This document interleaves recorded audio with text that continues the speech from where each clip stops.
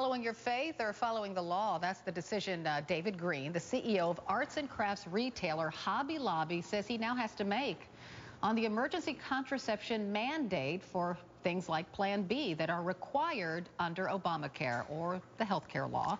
And Green is choosing faith following a lawsuit to stop that mandate. Joining me now is Kyle Duncan, lead counsel for the Hobby Lobby case. Thanks for being with us this morning. We appreciate it.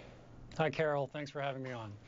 Before we begin, I'd like to walk through the specific contraception Hobby Lobby is opposed to. First, Hobby Lobby is opposed to Plan B. Plan B is used within 72 hours of unprotected sex and primarily stops the release of an egg from the ovary. According to the FDA, Plan B may prevent fertilization.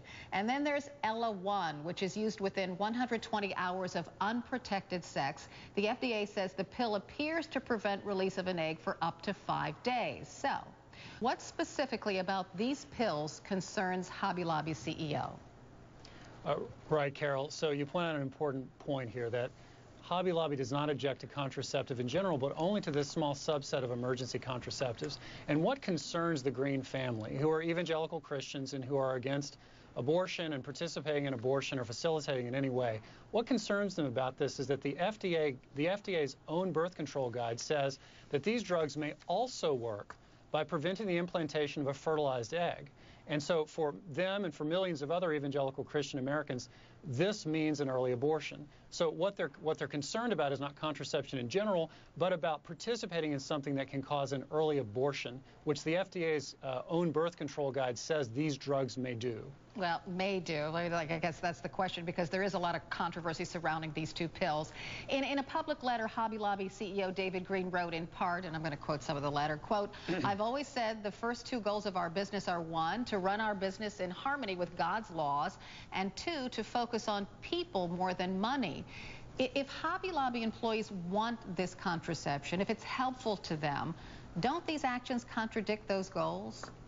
Well, we certainly don't think so. So Hobby Lobby and the Green family don't wish to do anything to prevent their employees from doing whatever they want, from purchasing whatever drugs they want, according to the dictates of their own conscience. All Hobby Lobby wants, and all the Green family wants, is not to be forced by the health care law to fund these drugs, to pay for them, to subsidize them, and to facilitate them.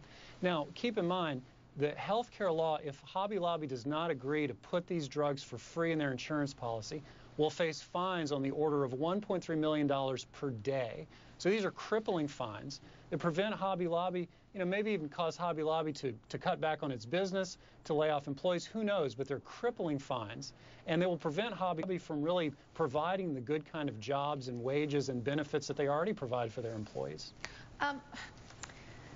Well, consider this. Hobby Lobby says the government is forcing the company to follow a law against its own beliefs. There are likely some Hobby Lobby employees who, one, don't feel that these pills cause abortions, because there's controversy about that, and two, want access to them. So isn't Hobby Lobby imposing its will on those workers? Well, no, Carol, they're not, because Hobby Lobby is not the government. Hobby Lobby can't force its employees not to take drugs or to take drugs or to do anything. All Hobby Lobby can do is say, look, this is how we're going to run our business. These are the kind of benefits we're going to provide. They provide generous and comprehensive benefits, and they just want to not be forced to pay for this small subset of drugs.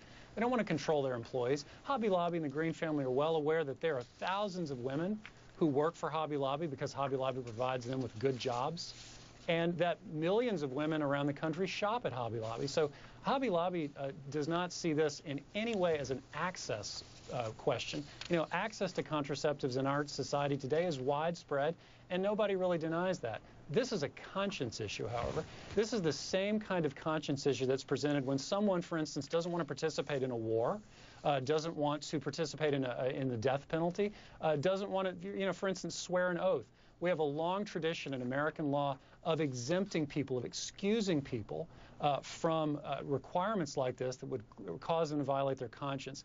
And all the Green family is asking for is to be excused from this one small subset of drugs. They don't want to impose anything on anybody. They just don't want to be forced to violate their conscience or have to pay millions of dollars in fines that would cripple the family business. I think, and this will be the last question, I think that when it's left up to companies to decide which drug is right for women, then actually you're making the decision for them as much as the government is. Well, the Hobby Lobby's employees are free to do what they want with their doctors and to purchase whatever drugs they like, to do whatever they want. But the Greens are simply asking for the same kind of freedom. I mean, one big theme in this lawsuit is that religious freedom is for everybody. What the government seems to be saying here is that religious freedom may be for churches, houses of worship, and religious groups like that, but not for people who are in business, who run a family business, who are out to make a living. So, I mean, you know, imagine the kosher butcher, for example, who's out there, he's in business, or she's in business, and she's running a business that's got an obvious religious component to it. You know, Hobby Lobby does the same thing. Hobby Lobby, for instance, closes on Sundays. They lose millions of dollars a year. They close on Sundays to give their employees a day of rest.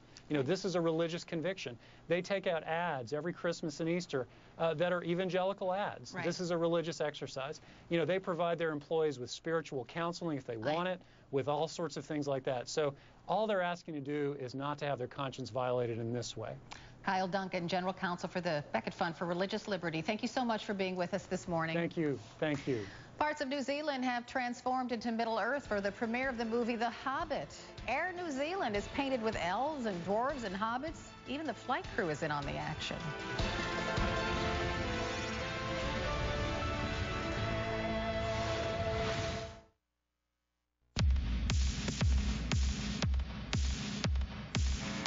A European-inspired suspension, but it's not from Germany.